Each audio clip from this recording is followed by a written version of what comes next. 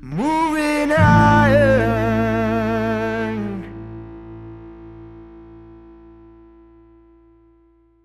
Hello and welcome to Moving Iron Podcast. This edition of Moving Iron Podcast is brought to you by AgDirect. I've got Tanner MIP from CoBank on here with us again to talk about what's happening. Tanner was out on the Pro Farmer crop tour here earlier this week, so Tanner's going to give us his rundown of what he saw out there as he made the trip through the ice states and the Corn Belt, looking at corn and soybeans. So Tanner, how you doing, man? Good, Casey. Good to be back with you. I'm glad to have you back, man. So I guess what legs were you on of this whirlwind tour on the of western the leg Corn of the Belt? tour that started in Okay. Sioux Falls, South Dakota, and that kind of winds down to Nebraska, eastern half of Nebraska. And then we also did the western half of Iowa, and then Minnesota. And we ended up in Rochester, which is where I'm at right now. Right on. Okay. All right. So I followed along the crop tour as things came out and things got posted and kind of watched what was going on. And really, if you kind of if you bookend the middle of the Corn Belt, there were some pretty decent outliers out there. But as you got more towards the middle part, you started looking like Minnesota and Iowa and Illinois and Indiana and those kind of places. It was just a mixed bag of variability. You know, there was really, really good stuff, really, really bad stuff. So I guess from boots on the ground perspective, what did you see on the western leg? Well, we started out in South Dakota, like I said, and South Dakota was just phenomenal compared to where it was last year. That's not Right. saying much because last year was a disaster. But the ear counts and the corn yield estimates that we came up with and the pod counts for soybeans put us up above the 3-year average for South Dakota. So a very strong start to the tour. And then everything just kind of fell backwards from there. Nebraska is a mixed bag because it's about 60% irrigated, 40% dry land, and the irrigated, it's hanging in there. It's doing okay. I mean, nothing phenomenal. I mean, it's still dealing with heat, and Sure. they've been running those irrigation pivots all season long. They started out dry.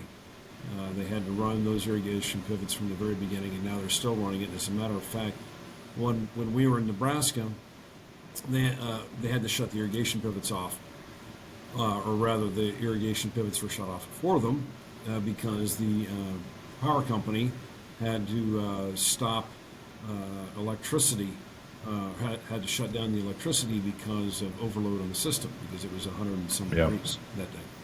So there were periods there where the crop needed a drink, but it wasn't getting it because it was so hot and the irrigators couldn't run their pivots.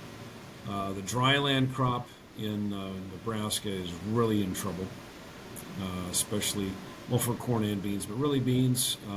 Beans right now are made in the month of August, and it's hot and dry, and there's not a lot of moisture down there below the subsoil to carry those beans through.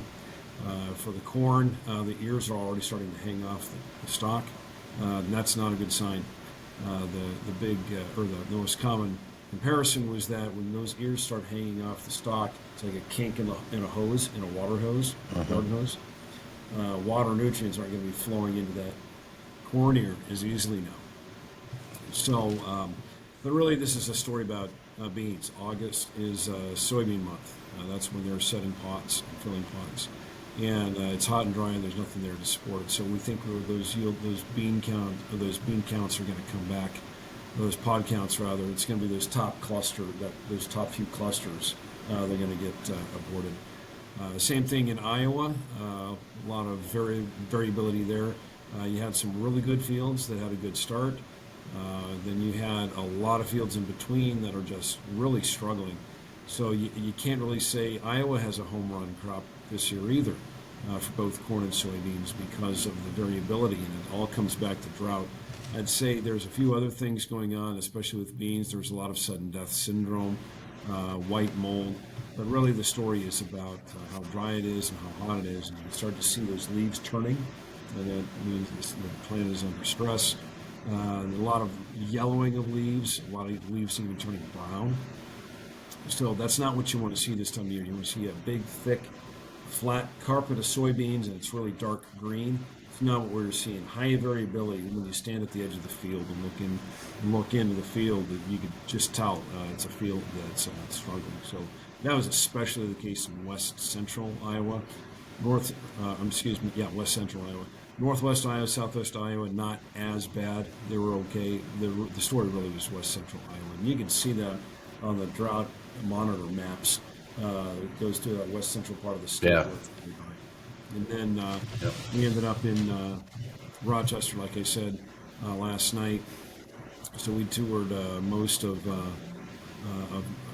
Minnesota's corn soybean region, and same thing there, high variability, and it got worse as you move east because there's a big blotch of red on the drought maps in southeast Minnesota and all the way down into eastern Iowa, and you can definitely tell that those crops were ready to quit. The story's kind of written on the corn and soybeans. They're dropping pods. There were even crop scouts that were checking pods. When they were counting them, they were falling off. When we pull the plant and then we count all the pods on the plant, and then the pods would fall off. They were already being aborted. And that was Minnesota and Iowa both. So I'd say, but again, there were other fields that looked really good. Further west anyway in Minnesota, and then when you move east, I clearly saw the conditions falling off for both corn and beans. So I think a lot of us got tired of hearing the term highly variable. We heard that term with every single crop report, highly variable. Right. So we're trying to come up with different synonyms here for variable. Extreme variation or something. But that's not, in a big crop year, you're not going to see that kind of variation. You're going to see consistency, right? You're going to see consistent yields, consistent health, and you know you're hitting a home run on a crop when it's consistent throughout the field. And that just wasn't the case this year. In so many fields, you stand at the road before you go in to go pull the samples, and you could tell it was a field under stress because you can see where the lighter soils are in the field. It might be really good corn in the good soil areas, and in the heavier soils, or the loam soils, for instance, but you could see where it turned into sandy or lighter soils because the corn would drop off. It'd be shorter. And so the tassels would be wavy out of the field, and you could tell, that low spot is a sandy soil area. A really strong crop year where you had cool temperatures and a lot of moisture, you would see evenness across the field, and that was not the case. Same for soybeans. You can see in those yellow spots in the field, that's the lighter soil, and the darker green spots, that's the heavier soil where the field held on to the moisture and was able to carry those plants further out into the growing season without having to abort pods. So that high variability would indicate this is not a home run of a crop. I think we know that, but now we've got data behind it, and I think we're going to see next week a drop in crop conditions. Absolutely, we'll see that in USDA's crop progress report. So the big question is, how much is USDA going to pull off of their corn soybean yields in the September crop report? This crop tour comes at a very important time because USDA is collecting data for the objective yield survey, which is where they actually go pull the ears and they weigh them and they do the kernel counts and things like that for the September report. USDA doesn't do that for the August report or anything prior, obviously, because that data isn't there to collect. So all the other yield numbers the USDA puts out for corn and beans are model-based. The September report will be the first one that is data-based from the objective yield survey. So this is kind of a precursor to what USDA is going to do, and so we have a good baseline, I think, or a good indication of what USDA is going to do in the September report, and the conditions are clearly dropping for corn and beans both, so that would indicate that we're going to see a big drop in the yield estimate by USDA in September report. Right on. And what would your expectation be? Are you talking a couple bushels an acre, or are you talking more than that? Yes. I think they're going to take at least a couple bushels off of corn and beans. They're going to have to take off at least 2. Yeah. Yeah, I would say that at least, based on those Okay. wheat that we're seeing, because we saw the pods dropping off the plants as we were counting. Those Okay. bean pods are being aborted right now, Okay. and so they're going to have to take yield off of soybeans. They're going to have to, because if USDA is doing their objective surveys right now, that's what they're seeing.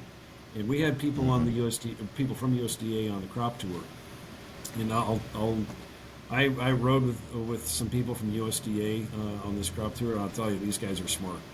These folks know what they're doing. My respect for USDA went up, because when you're sitting in a car for 8 hours talking about USDA's methodology, you just feel like a little man. Like you guys have so much data. I have nothing. You guys got it all. Right. They got the satellite data. They have the objective yield survey. They're doing the crop. They participate in the Pro Farmer Crop Tour as a check, as a double blind, to try to. It's just thoroughness upon thoroughness that USDA does. So I'm absolutely positive that USDA is going to have a much more thorough number, their database number in the September report that shows satellite imagery and the health of the crops. And it's really interesting, some of the stories that these guys have about what data they're pulling. They can tell the infrared spectrum is different for each crop, and so they can measure the greenness for soybean versus corn versus wheat. It's really quite fascinating. And we sat in the back of we were at the back of the pickup at the tailgate now after we were pulling some corn and soybean samples, and the guy from USDA pulled out his huge maps that he had printed out of crop health for the region. I mean, it took up the entire. Stretched from the back across the back of the bed of the pickup. Huge maps. He was pointing out where we were, in what counties. Like, yep, this is lining up with what we're seeing on the satellite imagery. What I'm pulling out in the field right now on the Pro Farmer Crop Tour is just to help me tie in with what I'm seeing from the satellite maps, just to make sure it is indeed lining up. So they're going to have some really good data in the September report. I know people love to beat up on USDA. I'm not one of those people. I'm pretty impressed with what USDA's got going on. So, at any rate, I fully anticipate USDA, with their wealth of data from satellite imagery, from the objective yield survey, from their participation in the crop tour, that they're going to be pulling yield down for both corn and beans. I mean, we had those conversations with the guys from USDA. They see it. They were out in the field sweating just like us. They were seeing the pods fall off the plant just like us, the rest of us. Those yields have to be clean. It's going to be effective. Yep. Okay. All right. Let's talk about a little bit what you see happening with. Obviously, we'll kind of tie this back into what we see corn prices at right now, where soybean prices are. If you take a look at what you've seen happen over the course of the week, it seems like the more variability that we saw in the corn report that came out, the more corn reacted to the downside, and then but we've seen some movement in soybeans. But as you look at what's going on in Russia right now, and Russia just really seems like they're just pulling away from the world when they start talking about what they're going to do with wheat and those kind of things. We've seen a couple of meetings they've had where nothing came out of it, and it's just getting wheat into Africa and those kind of things have just kind of fallen off the table. They kind of stuck to their guns at this weaponizing food thing to get people to come to the table. So I guess as you're looking at this, Tanner, in the direction that we see Russia going and the role that they're playing in world wheat right now, what are your thoughts there, and how do you think that's impacting what we see happen in the grain market? I think that's what's holding us down right now on price, because the market is paying attention to what's going on with the crop tour, and if there's any indication of, if there's any signal to the market about what prices should be doing, they should be going up, because we were concerned. We were very clear in everything I was writing, and everything that all the news reporters were writing, and everything that has been reported by Pro Farmer. Everybody was talking about how bad it was. And prices were not really responding to that, not like you would think. So there's other factors going on. We don't live in a vacuum. of Right. pro-farmer data, where it's just pro-farmer driving the crop tour driving price. There's all these factors you mentioned. You have Russia. You have some other macro issues like the dollar has been strong. That's really been weighing on commodities, all commodities, not just the grains and oilseeds. But then, as you pointed out, Casey, you got Russia. And Russia is just pounding the world market right now with so much wheat. And they've got other grains as well, but it's really wheat right now, and they're harvesting the third biggest, perhaps even second biggest crop on record. In addition to the record large carryover that they have from last year's huge harvest. Okay, so you've got a big harvest with big carryover. Add into this, you've got the weak ruble, which is down about 30% for the year. So if you're buying commodities from Russia, whether it's wheat or corn or barley or crude oil or natural gas, it doesn't matter what it is. If you're buying anything from Russia right now, it's 30% off. Because the ruble is down 30%. It's on fire sale. It's like a thrift shop putting all the merchandise on the sidewalk on clearance. Almost Right. It all has to go today. One of those type deals. That's what it's like right now, dealing with this headwind of Russian grain exports. They're abundant and relatively cheap. So that, I think, has been a huge story here that's been holding down commodities, especially wheat. But I think that's also translating over into corn and soybeans as well. Wheat has kind of been this anchor because this anchor for the commodities. Now that being said, there's some other things going on out there. Some concern about rice. Again, there's in the headline that India may impose even further restrictions on exports. Yeah. That's bullish. We clearly have drought concerns in the Midwest. And I think as USDA comes out with their report, I think that's going to add a stronger floor under prices as well. But really, it's these macro issues here that are dominating the trade, and that is really the strong dollar that's making the U.S. non-competitive, especially when you get places like Russia and Brazil, can't forget about them, really pulling world markets, world prices under. Just a moment on Brazil, they're still priced well into the United States. They've got a lot of soybeans they're still shipping that they harvested months ago. And they've got a lot of safrinha corn and mega safrinha corn crop, record large, that they're still exporting. And so when you've got Russia exporting relatively cheap wheat in great abundance right now, Brazil still exporting corn and soybeans at a record large piece, it's hard to find a bullish story right now for the U.S., even when we have drought right in the middle of our growing season. Okay, so I think those global factors are overshadowing what's happening right here at home, and it's important to take that global view because we all get what they call backyard-itis. We're looking at what's going on in the United States, what's going on right here, and saying, why aren't prices going up? Well, look at Brazil and Russia.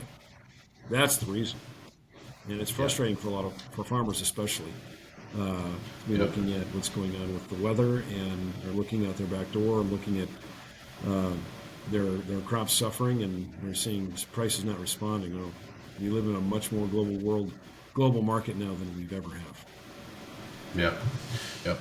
All right, so let's take a look at one more thing, and we'll wrap it up on this. You hit on another thing I was talking about with a guest earlier today on a different podcast, but when you look at what's going on in the energy sector, a lot of movement there when you see what's happening with Russia and what they're putting out there on the market, what OPEC countries have decided to do as far as supply goes. And when you're looking at, we spent most of the summer and spring with a oil price kind of banging around in the 70s, and now we're doing the same thing with an oil price that's banging around in the 80s. So we're kind of stuck in this another frame here. So I guess as you're looking at energy right now, what are your thoughts there, and what's your thoughts as you kind of look out into the future here?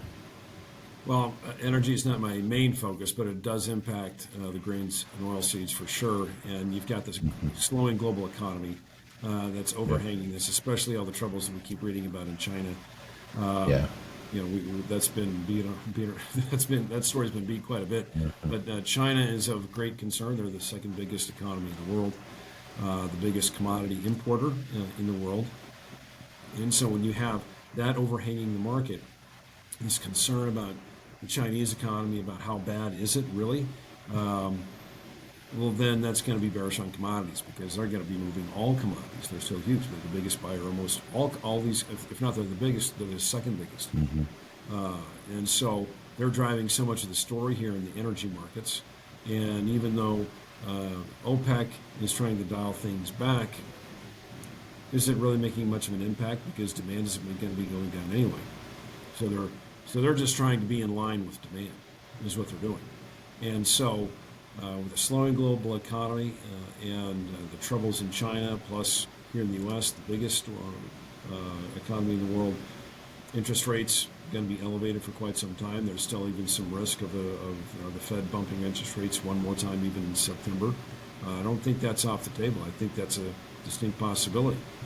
And when you have those factors, it creates a bit of more of a bearish story longer term, at least for the remainder of the year for energy. And you've seen our economy slowing down as well. Our fuel demand, therefore, is going to slow down, and so that's going to be bearish on energy prices. We've seen it in fertilizer. Fertilizer is going to be tied very closely with what goes on in crude oil, especially natural gas. And fertilizer prices have come down, so that's the positive here. Farmers are going to be headed into 2024 on a much improved position when it comes to securing fertilizer. So I saw him with one farmer on the crop tour, and he says his fertilizer bill has been cut in half. So this is a positive story, right? In addition to fuel prices coming down. So I think there's a positive there, at least on the cost side for agriculture. Not so much on the revenue side, because when crude oil prices are down, that usually pulls down other commodity prices like corn. Yep, for sure. All of them. Yeah, all of them get pulled down. Yeah, exactly right. So, all right, Tanner, good stuff. Folks want to reach out to you and get more information about what it is you're doing at CoBank. What's the best way to do that? They go to our website, cobank.com, cobank.com. Right on. And are you gonna post some of your thoughts about this crop tour on cobank.com? Yes. Well, I've been posting all week on LinkedIn. We'll be releasing a research brief next week. Today's Friday, so we're going to get it on next week and make that available to folks where they can read it on our website. And you're at Tanner Ehmke on Twitter and LinkedIn, right? Yep. Right on. Check him out there. He posts some good stuff out there from time to time, folks. Stuff will blow your mind. So check it out. All right. Tanner, appreciate you being on the podcast, man. Look forward to next time we get around and do this. All right. Thanks, Casey. I am Casey Seymour with Moving Iron Podcast. Check me out on Facebook, Twitter, and Instagram at Moving Iron LLC. Go to LinkedIn at Moving Iron Podcast. Check out the video version over on the YouTube channel, which is the Moving Iron Podcast YouTube channel, and go to MovingIronLLC.com for everything Moving Iron related. So with that, I am Casey Seymour with Tanner Ehmke. Let's go with some iron, folks. Out. Moving iron in the 21st century. Hard-working people working hard for you and me. Moving iron time and time again. Through the years you'll find us here. Moving iron.